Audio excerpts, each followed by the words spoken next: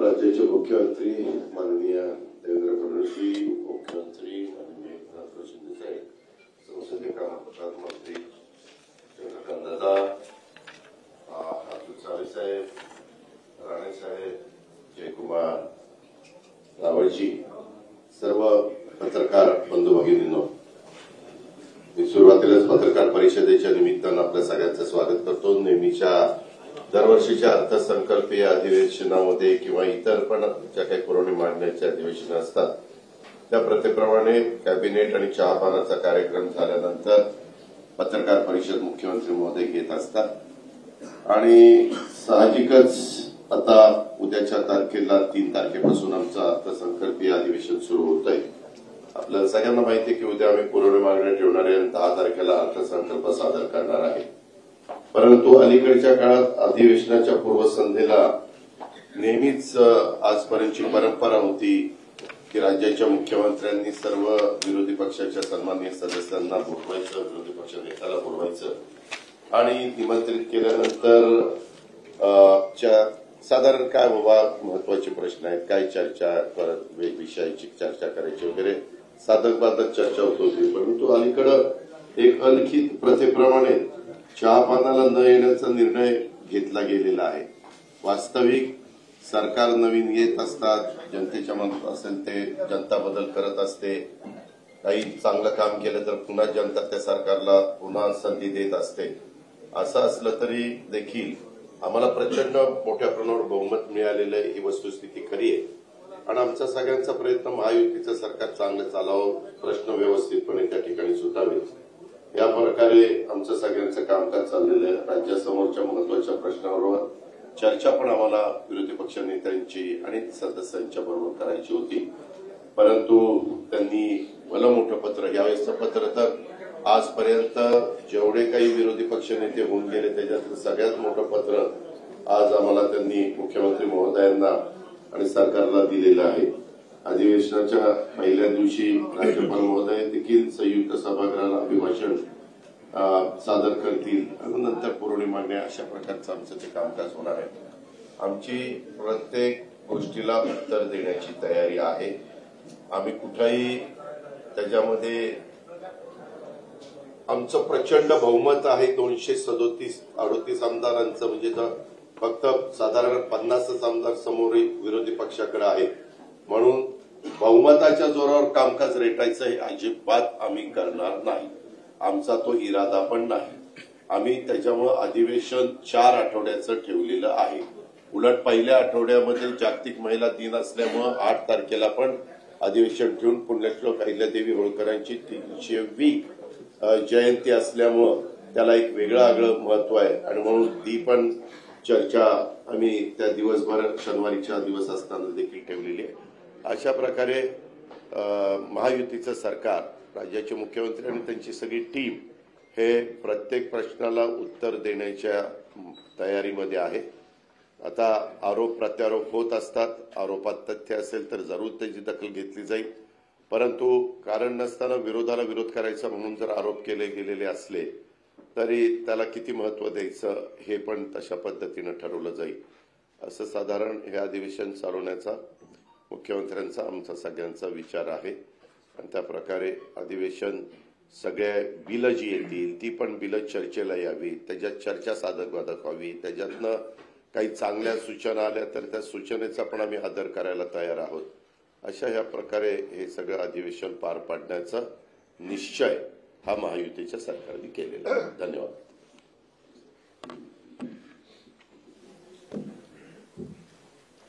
आजच्या पत्रकार परिषदेला उपस्थित राज्याचे मुख्यमंत्री देवेंद्र फडणवीसजी, आमचे उपमुख्यमंत्री अजितदादा, सर्व मंत्रिमंडळातील सहकारी आणि पत्रकार मित्रांनो, उद्यापासून अर्थसंकल्पीय अधिवेशनाला सुरुवात होतीये आणि या सरकारचे, महायुती सरकारचं दुसरं अधिवेशन आहे आणि त्यातला हा पहिला अर्थसंकल्प आहे। सरकारची टर्म नवीन असली तरी सुद्धा आमची टीम जुनीच आहे, फक्त आमच्या दोघांच्या खुर्च्यांची बदलाबदल झाली, अजितदादांची मात्र फिक्स आहे।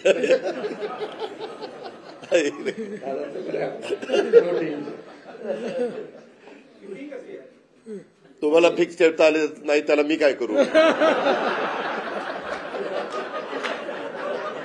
पण ठीक आहे, आम्ही आमची रोटेटिंग चेअर आहे. अंडरस्टँडिंग.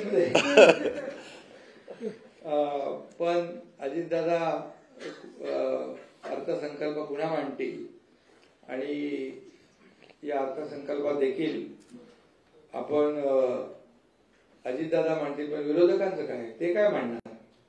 त्यांचा तर व्यर्थ संकल्प सुरू आहे. आणि नुसत्या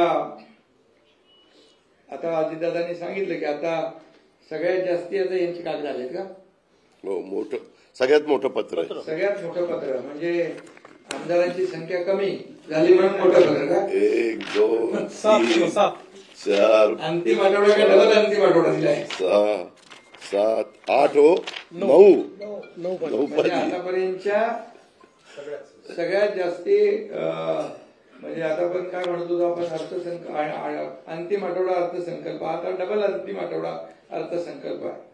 ठीक आहे, चांगली प्रगती आहे आणि विरोधी पक्ष नेता होऊ शकत नाही एवढं देखील जनतेने त्यांचं काम करून ठेवलंय.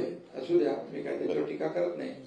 आम्हाला गेल्या 2.5 वर्षामध्ये महायुतीने, आमच्या टीमने चांगलं काम केलं आणि म्हणून महायुतीला दणदणीत विजय मिळाला. 232, आता अजितदादांनी सांगितलं 232 आमदार निवडून आले.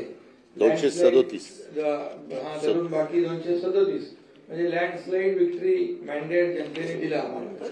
तरी सुद्धा कुठल्याही परिस्थितीमध्ये आम्ही हुरळून जाणारे नाही आणि लँडस्लाईड विक्ट्री मिळाली म्हणून आमच्या डोक्यात हवाई जाणार नाही. आम्ही जमिनीवरचे कार्यकर्ते आहोत आणि म्हणून जास्त विजय मिळाल्यामुळे आता आमची जबाबदारी देखील जास्त वाढलेली आहे.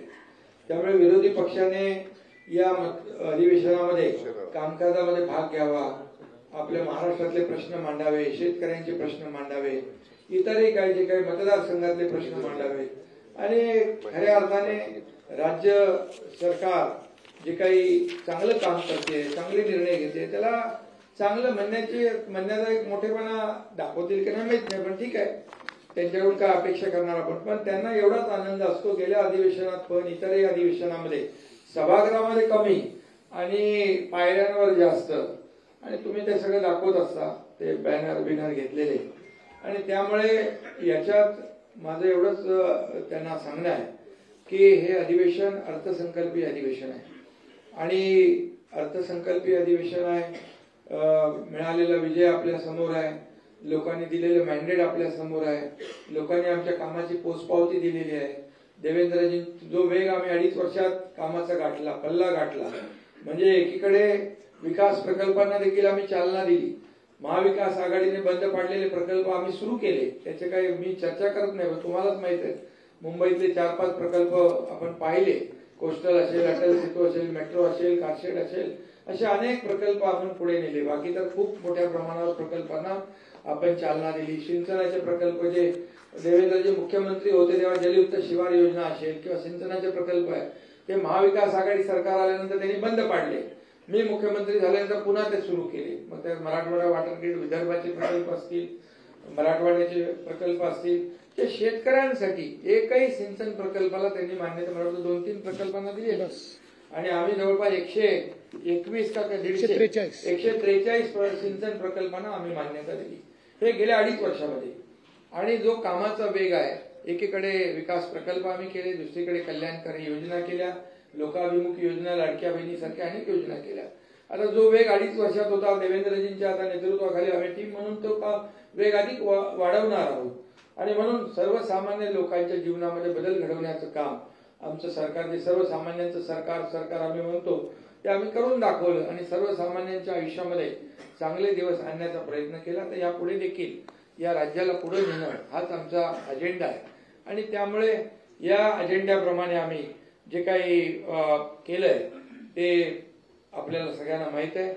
या देखील अर्थसंकल्पामध्ये त्याचं प्रतिबिंब अजितदादा अर्थसंकल्प मांडतील. त्यांना अर्थसंकल्प मांडण्याचा अनुभव गेल्या अनेक वर्षांचा आहे आणि या अर्थसंकल्पात देखील सर्वसामान्य माणसाला आणि राज्याच्या विकासाचं प्रतिबिंब नक्कीच उमटलेलं या ठिकाणी दिसेल. आणि राज्याची जी काही वेगवान वाटचाल आहे ते अधिक वेगाने म्हणजे खऱ्या अर्थाने दुप्पट क्षमतेने आणि चौपट वेगाने या ठिकाणी आम्ही करू. त्याची सुरुवात मुख्यमंत्री महोदयांच्या नेतृत्वाखाली झालेली आहे आणि त्यामुळे यामध्ये आमची जी काही दररोज बातम्या येत असतात त्या बातम्यांकडे काय आम्ही लक्ष देत नाही. म्हणजे बातम्या तुमच्याकडे नाही, जे बातम्या देणारे आहेत त्यांच्याकडे. कारण त्यांनी तर आमच्यावर आरोपच केले. आतापर्यंत 2.5 वर्षामध्ये एकही दिवस असा गेला नाही की आरोपाशिवाय गेला. सरकार आता बदललं, लोकांनी शिक्कामोर्तब केलं. ते लोक म्हणाले की आता निवडणूक आयोगाने आम्हाला फसवलं, सुप्रीम कोर्टाच्यावर आरोप केले, मग ईव्हीएम वर आरोप केले. जेव्हा ते जिंकतात तेव्हा ईव्हीएम चांगली, जेव्हा हरतात तेव्हा ईव्हीएम वर दोष देतात. हे सगळं करत करत आतापर्यंत आलं. परंतु आम्ही कुठल्याही आरोपाला आरोपाने कामाने उत्तर दिलेलं आहे. यावेळी देखील आम्ही काम करत राहणार. त्यांच्या सर्व प्रश्नांची उत्तरं द्यायला सरकार समर्थ आहे. त्यांनी साधक बाधक चर्चा केली पाहिजे आणि या ठिकाणी या जनतेसाठी आपण जे काय अधिवेशन घेतो त्यांना आपल्याला न्याय दिला पाहिजे. आणि बाकी चहापानाच्या वर तर त्यांनी नेहमीप्रमाणे बहिष्कार घातलेला आहे. परंतु चहापान म्हणजे एक संवाद असतो, चर्चा असते. परंतु विरोधी पक्षाने तो कायम आपला जो काय हट्ट आहे तो कायम ठेवलेला आहे. मुद्द्यांवर त्यांनी चर्चा करावी, काही प्रॉब्लेम नाही. परंतु सूड भावनेतून, द्वेष भावनेतून टीका केली तर त्याला देखील तसंच उत्तर दिलं जाईल. कारण शेवटी एक मर्यादा असते टॉलरेट करण्याची आणि प्रत्येकाची एक सहनशीलतेची क्षमता असते. त्यामुळे विकासाच्या बद्दल बोलावं, राज्याचा विकास सुरू आहे, विकासामध्ये त्यांनी सहभागी व्हावं. तेच रडगाणं गाण्यापेक्षा आमच्यासोबत विकास गाणं गावं. आम्ही त्यांचं स्वागत करू. कारण शेवटी विरोधी पक्ष आणि सत्ताधारी पक्ष जे आहे ही रथाची 2 चाकं आहेत. आम्ही विरोधी पक्षाला कमी हे मोजत नाही किंवा त्यांना अंडर एस्टिमेट पण करत नाही. त्यांची संख्या जरी कमी असली तर शेवटी आम्ही नाही केलं, ते जनतेने केलं. जनतेने हे सगळं जो काही निकाल दिलेला आहे ते म्हणाले जनतेच्या दरबारात जाऊ. आम्ही जनतेच्या दरबारात तेही गेले, आम्हीही गेलो. आणि मग आमचं म्हणाल किंवा अजितदादांचं म्हणाल तर आता खरी शिवसेना आणि खरी राष्ट्रवादी याच्यावर जनतेने शिक्कामोर्तब केलेलं आहे. त्यामुळे मला या ठिकाणी जास्त काय बोलायचं नाही. पण मला एवढंच सांगायचं आहे की ज्या काही बातम्या मुद्दामून या ठिकाणी पेरल्या जातात त्या आम्हालाही कळतात आणि ज्याच्याशी कुणाचा संबंध नाही त्याचंही नाव जोडलं जातं. आणि म्हणून तुम्ही पण एक बाजू ऐकून तसंच तुम्ही बातम्या देत असता. त्यामुळे काय, जे ज्यांच्यावर विश्वास नाही लोकांचा, ज्यांची विश्वासार्हता संपलेली आहे ते खोट्या बातम्या देतात आणि तुम्ही खोट्या बातम्या छापता. त्यामुळे खरं म्हणजे एक लोकशाहीमध्ये एक चौथा म्हणजे तुमचा खरं म्हणजे पत्रकारिता हा चौथा स्तंभ आहे आणि त्याच्यामुळे तुमच्यावरची देखील विश्वासार्हता कमी होऊ नये असं आमचं मत आहे. त्यामुळे आपण देखील बातम्या ब्रेकिंग न्यूज वगैरे हे सगळं आपण करतो. पण तुम्ही ब्रेकिंग न्यूज किती दिले तरी आमच्यामध्ये काय ब्रेक होणार नाही. त्यामुळे तेही होणार नाही. आणि कोल्ड वॉर कुठलं काय, कुठं आहे का काय? उन्हाळ्यामध्ये कुठं कोल्ड वॉर असतो? तिथे सगळं थंडा कुलकुल आहे आणि काही नाही आमच्यामध्ये. काही बिलकुल का. आमचा अजेंडा काय? आमचा अजेंडा खुर्ची मिळवणं नाहीये. आमचा अजेंडा काही सत्ता मिळवणं किंवा स्वतःचा स्वार्थ साधणं नाहीये. आमचा अजेंडा ठरलेला आहे की या महाराष्ट्रातल्या जनतेला काय मिळालं पाहिजे. आम्हाला काय मिळालं यापेक्षा महाराष्ट्रातल्या जनतेला काय मिळालं हा मोठा विषय आहे. आणि त्यामुळे महाविकास आघाडी आणि महायुतीमध्ये हा मोठा फरक आहे. आणि त्यामुळे तुम्हाला आमची विनंती एवढीच आहे की थोडी शहानिशा करून आपण जर बातम्या दिल्या तर खूप त्याचा माणसामध्ये देखील आपली जी प्रतिमा आहे मीडियाची ती देखील चांगली राहील. कारण शेवटी ती एखादी बातमी दिल्यानंतर तुम्हाला परत ती दुसरी बातमी, खरी बातमी छापायला लागते, खरी बातमी दाखवायला लागते. त्यामुळे एवढंच आमची विनंती. आणि कुठं चुकलं तर तुम्ही सांगा ना बाबा इथं चूक आहे म्हणून. परंतु जे सरकारने केलेलं चांगलं काम आहे किंवा जे कोणी आरोप केले ते आरोप खरे आहेत की खोटे आहेत याची देखील थोडी शहानिशा आपण केली पाहिजे. आता आम्ही पण काही आमच्या दोघांवर खोट्या गुन्ह्यामध्ये नावं टाकायचं ते काय एक आपला प्रवीण दरेकरनी ते दिलं होतं ना, व्हिडिओ आला होता, व्हिडिओ क्लिप, तर त्याची SIT लावलेली आहे आणि त्या चौकशीत बरंच काय बाहेर येत आहे. म्हणजे मोठ्या प्रमाणावर खळबळजनक काही गोष्टी आहेत त्याही येतील, पण आम्ही कधी म्हणालो का त्याच्याबद्दल बाबतीमध्ये हे आलंय ते आलंय? येईल ना, त्याचा अहवाल आल्यानंतर आपल्याला कळेल आणि ते खरं असेल. आम्ही कुठलंही खोटं सूड भावनेने कुठलंही काम करणार नाही. सत्ता किती आमच्याकडे बहुमताची असली तरी सुद्धा कुणावरही सूड भावनेने द्वेषापोटी कुठल्याही आकसाने आकसबुद्धीने कुठली कारवाई आम्ही करणार नाही. आमचा तो तिघांचाही स्वभाव नाही आहे. आणि म्हणून फक्त एवढंच आहे की हे अधिवेशन जे आहे हे अधिवेशन अर्थसंकल्पीय अधिवेशन आहे.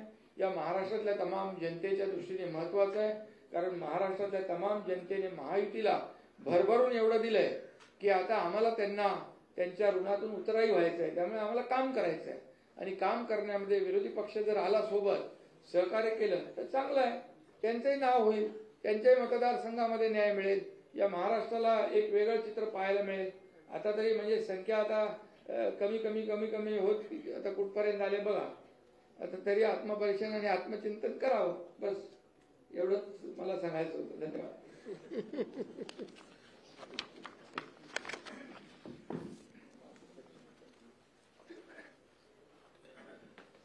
माननीय उपमुख्यमंत्री शिंदे साहेब, माननीय अजितदादा पवार, मंत्रिमंडळातील आमचे सर्व सहकारी आणि पत्रकार भगिनी बंधूंनो, सर्वप्रथम आज रणजी ट्रॉफीमध्ये विदर्भाच्या संघाने केरळवर मात करून रणजी ट्रॉफी आपल्या राज्यामध्ये आणली, त्याबद्दल मी विदर्भाच्या टीमचं, सर्व प्लेयर्सचं अतिशय मनापासून अभिनंदन करतो. राज्याचं अर्थसंकल्पीय अधिवेशन 3 ते 26 मार्च या दरम्यान या ठिकाणी आपण करणार आहोत आणि मला असं वाटतं की हे तसं नवीन सरकारचं एक प्रकारे पहिलंच अर्थसंकल्पीय अधिवेशन आहे आणि जसं दादांनी सांगितलं की आम्ही कुठेही अधिवेशन आटपून टाकावं अशा मानसिकतेत न राहता त्या ठिकाणी नीट 4 आठवड्याचं अधिवेशन हे आपण आयोजित केलं आहे. आज ज्याचा उल्लेख या ठिकाणी झाला की विरोधी पक्षाने एक 9 पानाचं पत्र दिलेलं आहे. त्याच्यामध्ये 9 नेत्यांची नावं आहेत. त्यातल्या 2 नेत्यांनी सह्याच केलेल्या नाहीत. एक नाव जर आम्ही शोधतोय की नेमके ते आमदार आहेत का नाही आहेत, तर म्हणजे असतील कदाचित, पण आमच्या काही लक्षात येत नाही. आता आम्ही जरा ते शोधायला पाठवलेलं आहे की बाबा ते कोण आहेत नेमके. आणि आपण बघितलं असेल की हम साथ साथ है अशी परिस्थिती काही तिथे दिसत नाही. हम आपके है कोण चालतीच परिस्थिती तिथे आहे, कारण काँग्रेस पोचलीच नाही. अर्थात जेवताना आली असं आम्हाला समजलं, पण वेळेवरपर्यंत काँग्रेस आली नाही. रोहित पवारांनी काहीतरी ट्विट केलंय, मला वाटतं त्यांनी पण काहीतरी आपली काय नाराजी व्यक्त केली आहे. बरं, वडेट्टीवार नाही, नाना पटोले नाही, जयंत पाटील नाही, कोणीच नाही.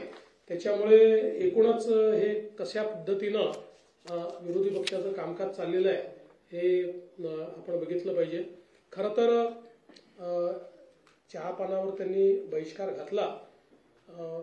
आत्ता त्यांना ही संधी होती, जेव्हा नवीन सरकार बनतं त्यावेळी पहिल्या अधिवेशनाला बाबा एक सकारात्मक चर्चा आपण करूया अशा प्रकारची संधी होती. त्यांनी संवाद स्थापित करावा असं आपल्या पत्रकार परिषदेत म्हटलं, पण संवादाचं सगळ्यात मोठं माध्यम जे होतं, आम्ही त्यांना चहापानाला निमंत्रित केलं होतं, म्हणजे संवादालाच निमंत्रित केलं होतं, पण त्याच संवादावर त्यांनी बहिष्कार टाकला. म्हणजे मला याचा अर्थच समजला नाही की संवादावर बहिष्कार टाकायचा आणि संवाद साधा अशा प्रकारे त्या ठिकाणी पत्रकार परिषदेत म्हणायचं. पण मला असं वाटतं की काही हरकत नाही. त्यांनी ऍक्च्युली हे जे काही 9 पानी पत्र दिलेलं आहे, या पत्रात संपूर्ण पत्र हे वर्तमानपत्राच्या बातम्यांवर आधारित आहे. तर त्या बातम्यांसोबत त्यांनी सरकारने दिलेला खुलासा जरी वाचला असता तरी 9 पानाचं पत्र अर्ध्या पानात त्यांना निश्चितपणे देता आलं असतं. पण हरकत नाही, त्यांनी पुन्हा हे सगळे मुद्दे जर हाऊसमध्ये मांडले तर आम्ही त्याची उत्तरं त्या ठिकाणी देण्याकरता तयार आहोत. 2 महत्वाच्या चर्चा आपण या सभागृहामध्ये ठेवलेल्या आहेत. 8 मार्चला पुण्यश्लोक अहिल्यादेवी होळकर यांच्या 300व्या जन्मशताब्दीच्या निमित्ताने एक चर्चा आपण ठेवली आहे, ज्याच्यामध्ये महिला दिन असल्यामुळे सक्षमीकरणाचा जो सगळा मुद्दा आहे त्या अनुषंगाने ही चर्चा एक सकारात्मक अशा प्रकारची चर्चा आहे. आणि भारतीय संविधानाचं अमृत महोत्सवी वर्ष असल्यामुळे आपण एक 2 दिवसाची चर्चा ही भारतीय संविधानाच्या अनुषंगाने कशा प्रकारे आपला विकास झाला आणि संविधानाने आपल्याला काय काय दिलं अशा प्रकारची एक सकारात्मक चर्चा व्हावी. म्हणजे ते लाल संविधान पकडून करतात तशा प्रकारची नाही, तर माझी अपेक्षा आहे की संविधान वाचून किंवा त्यातल्या तरतुदी समजून आमचा विरोधी पक्ष देखील त्याच्यावर एक चांगली सकारात्मक चर्चा करेल अशी माझी या ठिकाणी अपेक्षा आहे. खरं म्हणजे आत्ताच शिंदे साहेबांनी सांगितलं की अलीकडच्या काळामध्ये रोज मला एक स्थगितीची बातमी पाहायला मिळते आणि मी स्थगिती दिलेली आहे असं मला रोज ऐकायला मिळतं. मग मला विचारावं लागतं माझ्या ऑफिसला की आपण कधी दिली. मग ते म्हणतात की आपल्याकडे जर अशी फाईलच आली नाही. मग मला शोधून काढावं लागतं. अलीकडच्या काळामध्ये 2 गोष्टी माझ्या असं लक्षात आल्यात, मी तुम्हाला विनम्रपूर्वक सांगू इच्छितो. एक, आमच्याकडे कुठल्याही आमदारांनी निवेदन दिल्यानंतर त्यांनी काही मागणी केली असेल किंवा एखादा आरोप जरी केला असेल तरी त्याच्यावर आपण तपासून कारवाई करावी किंवा माहिती द्यावी असं लिहितो. आपण कधीच इग्नोर करत नाही. असं पत्र गेलं म्हणजे चौकशी सुरू झाली, असं पत्र गेलं म्हणजे आता त्याच्यावर स्थगिती आली, अशा प्रकारच्या बातम्या करणं हे थोडं बाळबोध आहे असं नसतं. कारण कुठल्याही वेळेस आपल्याला कारवाई करायची असेल किंवा स्थगिती द्यायची असेल दुसरी बाजू आल्याशिवाय आपण अशा प्रकारे कधीच करत नाही. आता कालचा आरोग्य विभागातला जो विषय आहे हा विषय देखील आपण समजून घेतला पाहिजे की या संदर्भात आरोग्य विभागाच्या संदर्भात जे काही केंद्र सरकारने आपल्याला पैसे दिले होते त्या पैशामध्ये आपण जी काही कामं सुचवली त्या कामांमध्ये आपण 9% पैसा हा कॅपिटल एक्सपेंडिचरवर खर्च केला होता आणि केंद्राचं म्हणणं होतं तो 5% केला पाहिजे. म्हणून केंद्राने आपल्याला कळवलं की तुम्ही प्रायोरिटाईज करून 9%च्या ऐवजी 5% करा. त्यानुसार संबंधित खात्याच्या मंत्र्यांनी आणि सचिवांनी ही माहिती मागवली की आता कुठली कुठली कामं घेतली त्यातली काय प्रायोरिटी ठरवायची. त्यामुळे ही फाईल कधी माझ्याकडे आली नाही, मी त्याच्यावर कधी बघितलंही नाही आणि मी त्याच्यावर कुठली स्थगिती दिली नाही. तर मला असं वाटतं की जिथे एखादी चूक होते असं लक्षात आलं तर मी स्थगिती निश्चितपणे देईल आणि त्याच्यामध्ये आवश्यकता पडली तर समजा खातं शिंदे साहेबांच्या शिवसेनेचं असेल त्यांच्याशी चर्चा करील किंवा दादांकडचं असेल तर त्यांच्याशी चर्चा करील.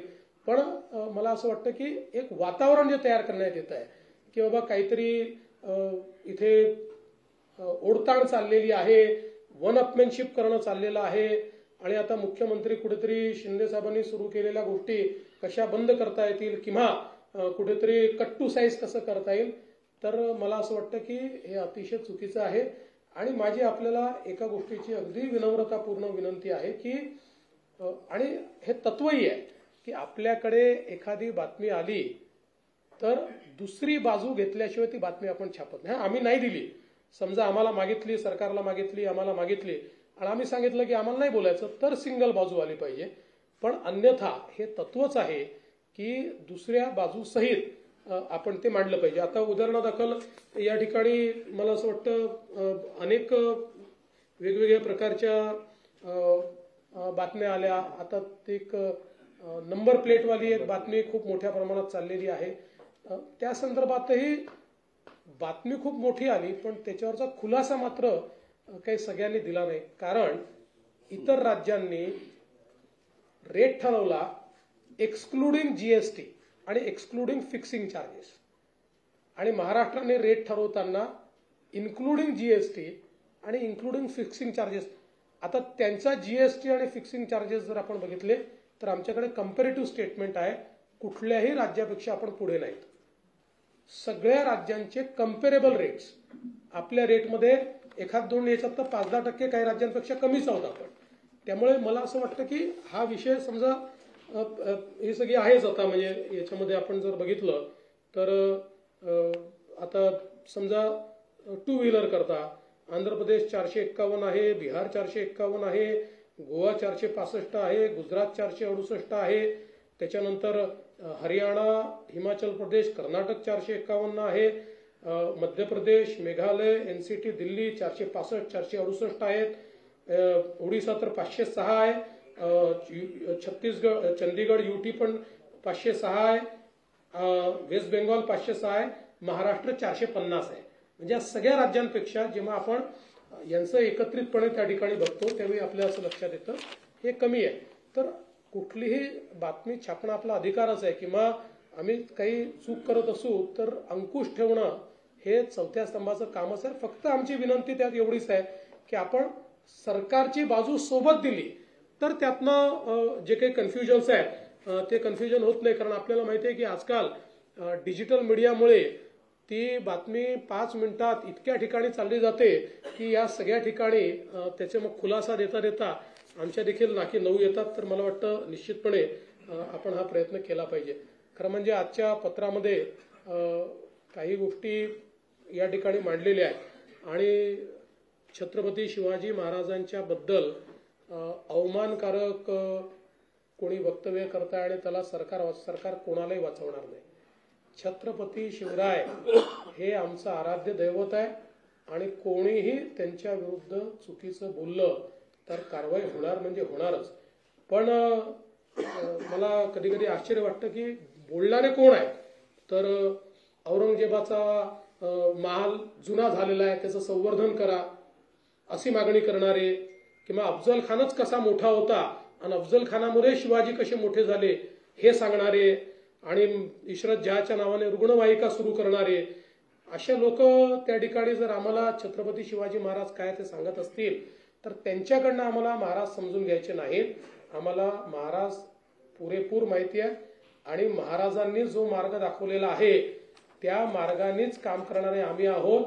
आम्ही तर पहिल्या दिवशी सांगितलं की आम्ही तिघही मुख्यमंत्री उपमुख्यमंत्री म्हणून नाही, छत्रपती शिवरायांचे मावळे म्हणून या ठिकाणी काम करतो.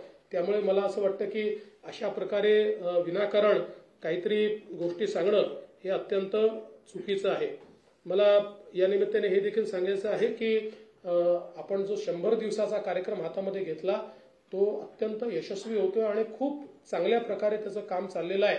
त्याचा परवा आम्ही तिघांनी मिट्टम आढावा घेतला आणि त्यामध्ये अनेक कार्यालयांनी इतकं चांगलं काम केलेलं आहे. म्हणजे शेकडो टन अशा प्रकारचा जो काही कचरा आहे किंवा कागद आहेत या कागदांची विल्हेवाट लावणं, नव्याने त्या ठिकाणी जे काही रेकॉर्ड आहे त्या रेकॉर्ड रूम्स तयार झाल्या, त्या रेकॉर्ड रूम मध्ये नीट कागद गेली, सगळ्या कार्यालयांमध्ये मोठ्या प्रमाणात पाट्या लागल्या, वेळा त्या ठिकाणी ठरल्या, असं अनेकांनी चांगला कार्यक्रम घेतला. जुनी वाहनं निर्लेखित केली, ती सगळी जी काही घाण पडली होती ती सगळी वाहनं निर्लेखित करण्याचं काम केलं आणि अतिशय चांगलं काम केलं. आणि त्या दिवशी जवळपास आम्ही व्हीसीवर 7,000 ऑफिसेस घेतले होते. म्हणजे आपण जर विचार केला तिथे प्रत्येक ऑफिसमध्ये 2-3 लोकांचा विचार केला तर एक 20-21 हजार लोक हे या ठिकाणी व्हीसीच्या माध्यमातून आमच्याशी जुडले होते. आणि आता यांचं पूर्ण इव्हॅल्युएशन पुन्हा नव्याने आम्ही करणार आहोत आणि थर्ड पार्टी करणार आहोत. जी केंद्र सरकारची एक क्वालिटी काउन्सिल ऑफ इंडिया ही जी संस्था आहे त्या संस्थेला आम्ही आता याचं इव्हॅल्युएशन दिलेलं आहे. म्हणजे जेव्हा 100 दिवस पूर्ण होतील ते 100 दिवस समजा 14 एप्रिलला आपण ते पकडलेले आहेत पूर्ण होतील असं कार्यक्रम सुरू झाल्यापासून, त्यानंतर 15 दिवस तालुका स्तरापासून राज्य स्तरापर्यंत कशा प्रकारे कुठल्या ऑफिसनी काय काम केलेलं आहे, 100 दिवसाचं टार्गेट हे कोणी कोणी अचीव केलंय किंवा कशा प्रकारचं काम केलंय याचं क्वालिटी काउन्सिल ऑफ इंडिया पूर्ण त्याचं एक प्रकारे इव्हॅल्युएशन करेल आणि त्यातनं मग कोणी उत्तम काम केलेलं आहे. आणि आम्ही असे ठरवलेलं आहे की एक बेंचमार्क मार्क्स आम्ही ठरवणार आहोत. त्या बेंचमार्क मार्क्सच्या खाली जे असतील ते मात्र निगेटिव्ह इंडेक्समध्ये आम्ही घेणार आहोत की हे नॉन परफॉर्मिंग ॲसेट्स आहेत. अशा प्रकारे आम्ही त्यांचा नामाभिमान त्या ठिकाणी करणार आहोत. त्यामुळे मला असं वाटतं की एक अतिशय चांगलं हा जो विषय आहे हा आपण निश्चितपणे केलेला आहे. या अधिवेशनामध्ये एकूण जी काही संयुक्त समितीकडे प्रलंबित विधेयक आहेत तर एकच विधेयक संयुक्त समितीकडे प्रलंबित आहे. विधानसभेत एक विधेयक प्रलंबित आहे आणि नवीन आतापर्यंत 5 विधेयकं ही आपण त्या ठिकाणी प्रस्तावित केलेली आहे, ज्याच्यामध्ये महाराष्ट्र जमीन महसूल संहिता आहे, महाराष्ट्र हॉटेल उपहारगृहे असे एक त्या ठिकाणी आहे, महाराष्ट्र विनियोजन विधेयक आहे, पुरवणी विनियोजन विधेयक आहे आणि महाराष्ट्र महामार्ग सुधारणा विधेयक आहे. अर्थात दरम्यानच्या काळात अजून काही विधेयकं ही त्या ठिकाणी येतील. सगळ्या विधेयकांवर योग्य अशा प्रकारची चर्चा करण्याची आमची तयारी आहे आणि सभागृहामध्ये जास्तीत जास्त चर्चा झाली पाहिजे अशा प्रकारचा आमचा प्रयत्न असेल. आणि त्यासोबत आम्ही माननीय अध्यक्षांनाही विनंती करणार आहोत आणि प्रतोदांनाही विनंती करणार आहोत की जे नवीन सदस्य निवडून आलेले आहेत त्यांना देखील संधी जास्तीत जास्त मिळाली पाहिजे, जेणेकरून त्यांच्या मतदारसंघातल्या गोष्टी त्यांना मांडता आल्या पाहिजे. एक गोष्ट अजून या ठिकाणी सांगतो की सोयाबीनच्या खरेदीच्या संदर्भात 10%च खरेदी झाली अशा प्रकारचं एक पत्रामध्ये लिहिलेलं आहे.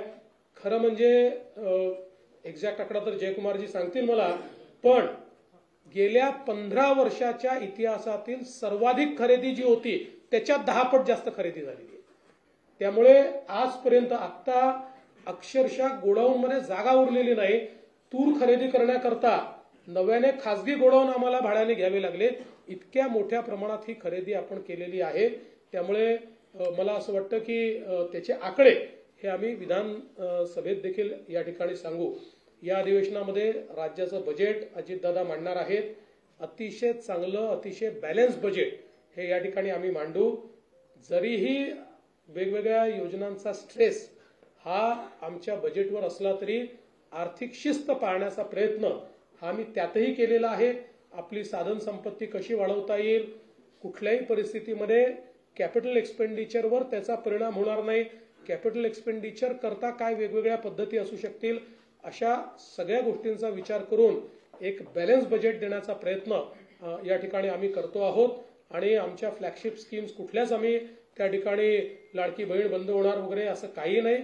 त्याच्यामध्ये जसं आम्ही सांगितलं की नियमाच्या बाहेर जे आहेत त्यांनाच फक्त आम्ही त्या ठिकाणी एक प्रकारे, कारण आमच्या विरोधकांनी त्यातही लिहिलं 10 लाख कमी झाले वगैरे, तर त्याच्यामध्ये आपल्यावर सीएजीने टाकलेले बंधन आहे की एखादी स्कीम सुरू केल्यानंतर स्कीममध्ये बसणाऱ्यांनाच पैसे हे राज्य सरकारला देता येतात आणि स्कीमच्या बाहेरच्या लोकांना देता येत नाही. त्यामुळे तेवढ्यापुरतं आम्ही त्या संदर्भातली कारवाई केली आहे. बाकी देशामध्ये असं माझं मत आहे की अशा प्रकारच्या स्कीममध्ये सगळ्यात जास्त लोकांना एक प्रकारे शासकीय मदत देणारं राज्य हे महाराष्ट्र ठरणार आहे. त्यामुळे त्यात कुठेही कपात वगैरे ही महाराष्ट्रात केली जाणार नाही हा विश्वास मी देतो. आणि सत्तारूढ पक्ष, जसं शिंदे साहेबांनी सांगितलं, विरोधकांची संख्या कमी असली तरी आम्ही विरोधकांना कमी लेखणार नाही. विरोधकांना भरपूर चर्चेची संधी देऊ आणि त्यांनी उपस्थित केलेल्या प्रश्नांना योग्य प्रकारे सकारात्मक उत्तर देण्याचा प्रयत्न हा राज्य सरकारच्या वतीनं केला जाईल. मी पुन्हा एकदा आपल्या सर्वांचे मनापासून आभार मानतो.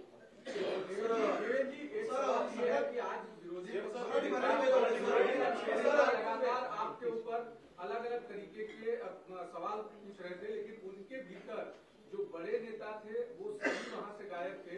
इसको कैसे देखते हैं? और एक दूसरा सवाल कानून व्यवस्था को लेकर के वो लगातार टारगेट कर रहे हैं. देखिए, आज विरोधी पक्ष को हमने चाय पान पर बुलाया था, लेकिन उन्होंने बहिष्कार डाला. उन्होंने एक बैठक की जिस बैठक में उनके कोई बड़े नेता नहीं पहुंचे. कांग्रेस के लोग बैठक समाप्त होने के बाद पहुंचे. एक 9 पन्ने का उन्होंने हमको पत्र दिया है जिसमें 9 लोगों के नाम है, 7 लोगों की साइन है. और उस पत्र में ऐसे मुद्दे उन्होंने उठाए हैं कि जो केवल उन्होंने प्रेस में से लिए हुए मुद्दे, अगर हमने दिए हुए उसके जवाब वो देख लेते तो शायद आधे पन्ने का भी वो लेटर हमको नहीं दे पाते. लेकिन फिर भी उन्होंने इन विषयों को सभागृह में भी उठाया, तो हम निश्चित रूप से उसके ऊपर पूर्ण रूप से जवाब देंगे. साथ साथ जिस प्रकार से अलग अलग चर्चाएं आपने कहा जो चल रही है, तो उसका भी अभी अभी मैंने जवाब दिया हुआ है कि हमारे सत्तारूढ़ पक्ष में हम लोग सब साथ में मिलकर काम कर रहे हैं. और किसी चीज को स्टे कर दिया और सीएम ने उसको रोक दिया, इस प्रकार की जो बातें ये बिल्कुल गलत है, ये अफवाहें भी है. और हमारी तो सभी को हमारा निवेदन है कि कोई भी खबर देते समय ये तत्व भी जो खबरों का है कि सामने वाले की, यानी जिसके खिलाफ खबर जा रही है, उनकी भी क्या साइड है, उस साइड को साथ में देना, लेकिन मैं ऐसा मानता हूं कि अनफॉर्चुनेटली उसका पालन नहीं हुआ है, तो आगे उसका भी पालन होगा तो इस प्रकार की चीजें जो है सामने नहीं आएगी। कानून व्यवस्था पर भी जितने चर्चा वो करना चाहते हैं उतनी चर्चा निश्चित रूप से वो करें। मैं तो ऐसा मानता हूं कि कानून व्यवस्था की चर्चा के कारण उसका फायदा ये होता है कि पुलिस विभाग में भी एक प्रकार से उससे दक्षता ज्यादा पुलिस विभाग की बढ़ती है। बाकी उनके हर मुद्दे को हम अच्छे तरीके से जवाब देंगे और अगर कोई अच्छा सजेशन वो देंगे तो सजेशन भी हम लोग मान्य करेंगे। सर, रक्षा खडसेंच्या मुलीच्या बाबतीत जो प्रकार झाला, जयंत पाटील आता ट्विट करत म्हणत आहेत की तुम्ही असं म्हटलेलं आहे की एका विशिष्ट पक्षाचे कार्यकर्ते या गुन्ह्यामध्ये सामील असल्याचं दिसून येत आहे।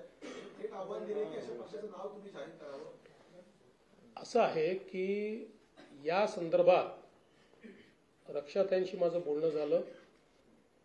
रक्षाताईंनी मला काही माहिती दिली, त्या माहितीच्या आधारावर मी या ठिकाणी बोललेलो आहे आणि मला असं वाटतं की आता त्या प्रकरणामध्ये कारवाई केलेली आहे आणि कुठल्याही नेत्याने त्या ठिकाणी कारवाई करू नका असं म्हटलेलं नाही।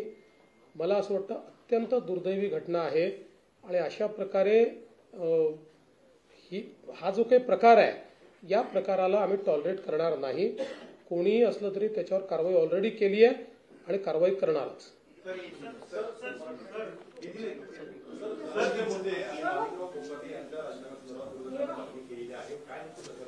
असं आहे की पहिली गोष्ट तर धनंजय मुंडेंच्या संदर्भात यापूर्वीच सरकारने आपली भूमिका स्पष्ट केलेली आहे आणि माणिकराव कोकाटेंच्या संदर्भात आपल्याला माहिती आहे की क्लोज फॉर ऑर्डर आहे।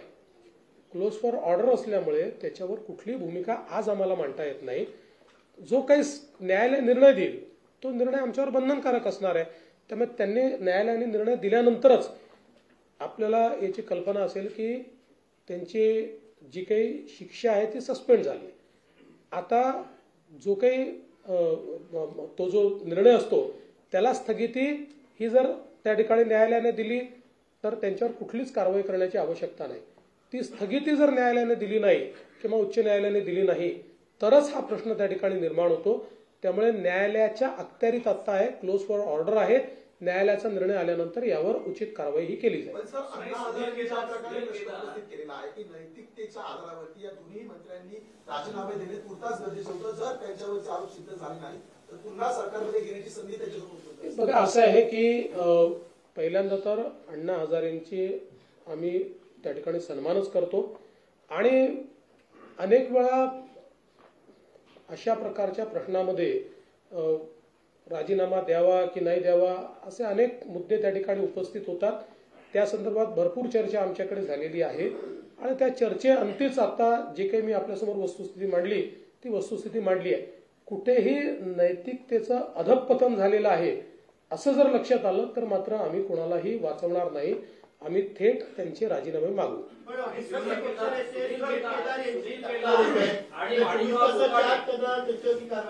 याचं कारण असं आहे की सुनील केदारांच्या संदर्भात कोर्टाने त्यांचं जी शिक्षा आहे त्याला जी म्हणजे त्याचा निर्णय आहे त्याला त्याला स्थगिती द्यायला नकार दिला। तो नकार दिल्यामुळे तशा प्रकारची कारवाई करणं गरजेचंच होतं। ती काही एका दिवसात झालेली केस नाही, जवळपास महिनाभर ती केस चालली आणि त्याच्यानंतर तो निर्णय झालेला आहे। आदित्य ठाकरेंनी आज एमएमआरडीच्या संदर्भात जो प्रश्न उपस्थित केला प्रेसमध्ये ते खातं तुमच्याकडे फ्रान्ससारखी आंतरराष्ट्रीय स्तराची संस्था यावेळेस उपस्थित होतं की या प्रोजेक्टमध्ये मोठ्या प्रमाणामध्ये लाच मागितली आहे। तुमच्या या संदर्भात काय? पहिली गोष्ट तर त्यांचं पत्र जर आपण बघितलं तर त्या पत्रामध्ये कुठेही त्यांनी आम्हाला लाच मागितली जाते आहे असं म्हटलेलं नाही। हा, पण त्यांनी काही मुद्दे निश्चितपणे उपस्थित केलेले आहेत। त्या मुद्द्यांच्या संदर्भात आपले माननीय उपमुख्यमंत्री जे खात्याचे मंत्री देखील आहेत यांनी एक चौकशी त्या ठिकाणी करण्याचा निर्णय घेतलेला आहे। असीम गुप्ता जे ॲडिशनल चीफ सेक्रेटरी आहेत त्यांना या संदर्भात सुनावणी घ्यायला सांगितलेलं आहे। दोन्ही बाजूंची सुनावणी ऐकून मग त्यांचा रिपोर्ट ते आमच्याकडे सादर करतील आणि त्याच्यावर आम्ही निर्णय करू। साधारणपणे खात्याशी जी आम्ही चर्चा केली किंवा एमएमआरडी अशी चर्चा केली तर एमएमआरडीचं म्हणणं असं आहे की इतके दिवस हे सगळं चाललेलं आहे, समजा असं ते म्हणतात तर त्यांनी कधीच आम्हाला पत्र का दिलं नाही किंवा त्यांनी कधीच याच्यावर ऑब्जेक्शन का उपस्थित केलं नाही. तर आणि MMRDAचं म्हणणं असं आहे की काही कामांमध्ये ते लॅगिंग होते आणि त्यावर आम्ही ज्यावेळेस आक्षेप घेतला त्यावेळेस अशा प्रकारचं पत्र आलेलं आहे. दोघांच्या आपल्या बाजू असतील त्या बाजू ऐकून त्याच्यावर आम्ही निर्णय करणार आहोत. एक गोष्ट आम्ही तिघेही तुम्हाला स्पष्टपणे सांगतो की पारदर्शितेशी कुठेही कॉम्प्रोमाइज आम्ही करणार नाही, पण दोन्ही बाजू जर समजून घेतल्या नाहीत तर मला असं वाटतं की ते काही योग्य होणार नाही आणि म्हणून तशा प्रकारचे निर्देश दिलेले आहेत. ऍडिशनल चीफ सेक्रेटरी त्यावर उचित निर्णय करतील. हो, त्यांनी आता 27 फेब्रुवारीला देखील तुम्ही सांगा 27 फेब्रुवारीला त्यांनी आणखी एक पत्र दिले, प्रेस रिलीज केली आहे की त्यामध्ये त्यांच्या पत्रात किंवा त्यांच्या जे काही त्यांनी पत्रव्यवहार केला त्या भ्रष्टाचार किंवा आर्थिक देवाणघेवाणीचा कोणताही उल्लेख नाही. त्यामुळे तुम्ही तर ते छापून झाले, म्हणजे तुम्ही तुमची बातमी देखील त्यांनी खोटी ठरवली.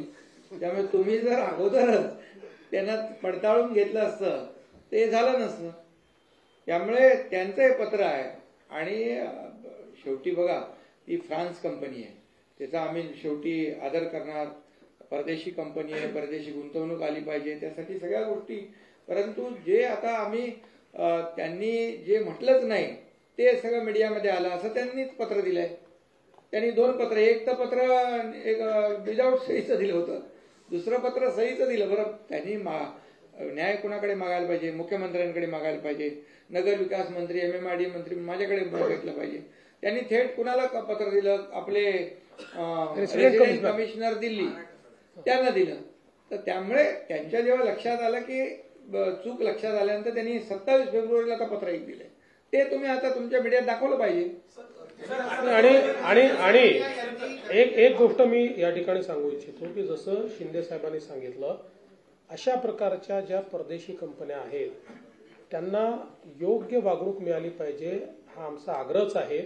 त्यामुळे त्यांच्या म्हणण्यामध्ये कुठेही जर आमच्याकडनं काही दोष असेल तर तो दूर करायला आम्ही तयार आहोत, पण त्यांच्याकडचे जे दोष आहेत त्यांना दूर करावे लागतील. तुम्ही पुनरावृत्तीचा उल्लेख केला स्वतःहून की दोघांमध्ये कोल्ड वॉर सुरू असल्याचं सातत्याने भासवलं जात आहे. पुन्हा एकदा हा नरेटिव्ह सेट केला जातोय का विरोधकांकडून? सरकार पुढे तरी टॅकल करण्यात अपयशी पडतंय का? बघा, एक गोष्ट मी सांगू का, विरोधकांशी आम्ही लढू शकतो, आम्ही त्यांना चारी मुंड्यात चित करू शकतो. आम्ही मीडियाशी लढू शकत नाही. मीडियात ताकद आहे आम्हाला चारी मुंड्यात चित करायची. त्याच्यामुळे रोज कोणीतरी एक वेगळी बातमी लावल्यानंतर आम्ही करायचं काय?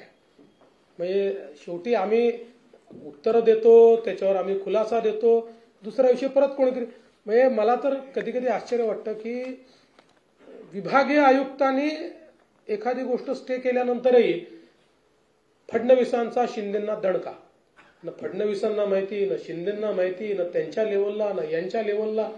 जरा थोडं मला वाटतं की म्हणजे तुम्ही विरोधकांची भूमिका पार पाडू नका. तुम्ही भूमिका जी आहे ती अंकुश आमच्यावर राहील अशी भूमिका पार पाडा. जेव्हा यांची बातमी ऐकतो मी, जेव्हा यांची बातमी जेव्हा वाचतो, ऐकतो, बघतो, तेव्हा मी यांना फोन करतो. बोला यांची फाईलच माझ्याकडे आली नाही. आता काय करायचं?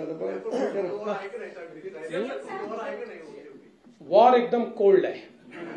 देर इज नो वॉर. आणि तुम्ही एक लक्षात ठेवा, ज्यांनी एकनाथरावांना मला इतके वर्ष बघितलेलं आहे त्यांना हे लक्षात आलं पाहिजे की आम्ही आतल्यात काय करतो. लक्षात ठेवा.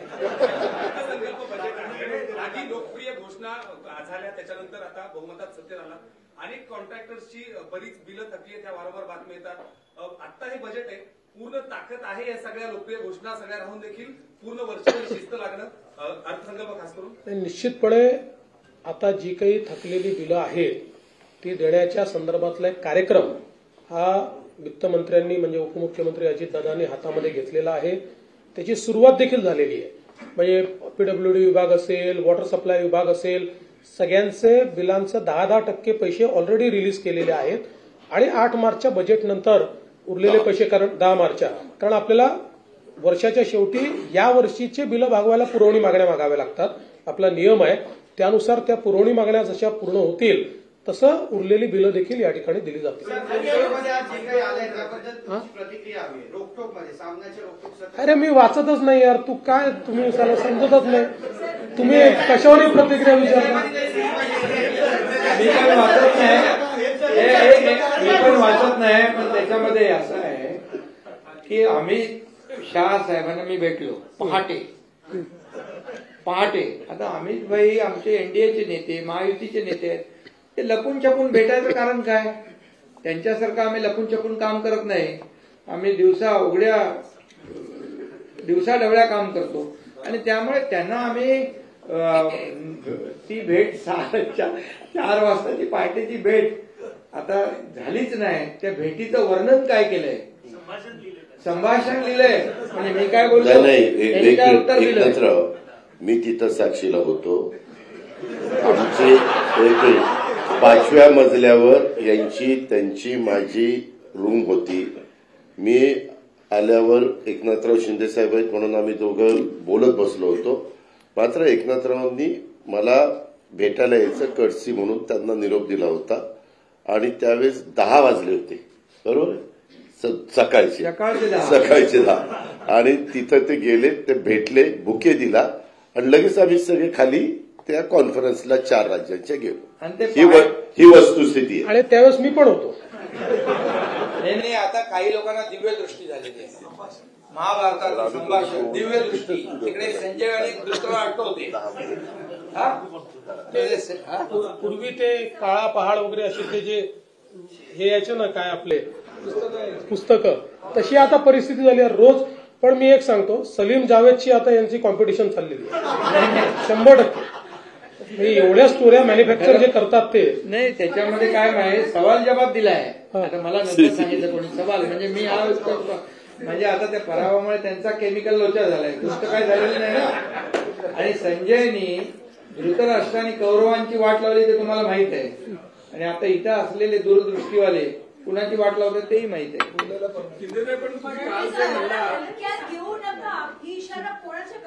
काय अरे बाबा, मी त्याच्यावर खुलासा केला. अजितदादा होते तिकडे. 1 मिनिट मी तुम्हाला सांगतो. नाही तुम्ही बघा, असं आहे, आम्ही तर हलक्यात घेतच नाही की नाही त्यांना. मग घेण्याचा प्रयत्न कोण करतात? त्यांना येतो डायलॉग. मी तर त्यांना सगळ्या जाहीरपणे सांगतो ना. मी काय थोडं लपून नाही. मी हलक्यात घेऊ नका. ज्यांनी हलक्यात घेतलं त्यांचं टांगापलटी करून आलोय. काल म्हणाला की माझ्या बदनामीची मोहीम चालू आहे. मग ती कुणाकडून चालू आहे? नक्की विरोधकांकडून चालू आहे असं तुम्हाला वाटतं? मीडियाकडून चालू आहे की सत्ताधाऱ्यांचे कोणी सांगितलं? अरे बाबा, आताच मी तुम्हाला सांगितलं ना. मी म्हणजे दिवसा रात्री उठता बसता जळी स्थळी पाशाने काशाने काय म्हणतो त्याला एकनाथ शिंदेच दिसतो. आणि कुणाकडून म्हणजे आता काय रोकटोक मध्ये काय आलंय?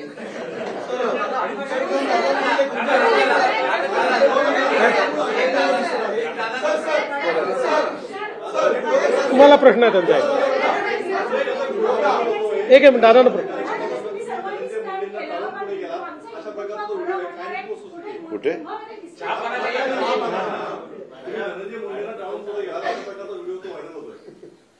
व्हिडिओ व्हायरल होतोय? अरे आमच्यासोबत चहा प्यायला गप्पा मारत होते दोघं, ते नाही दाखवलं तुम्ही. आता माझ्याबरोबरच होते आणि आता मुख्यमंत्री महोदय पु ल देशपांडे सभागृहाच्या उद्घाटनाला निघालेले आहे आणि त्यावेळेस धनंजय मुंडे माझ्याबरोबर आहेत. वाटल्याच आपण फॉरवर्ड झाला.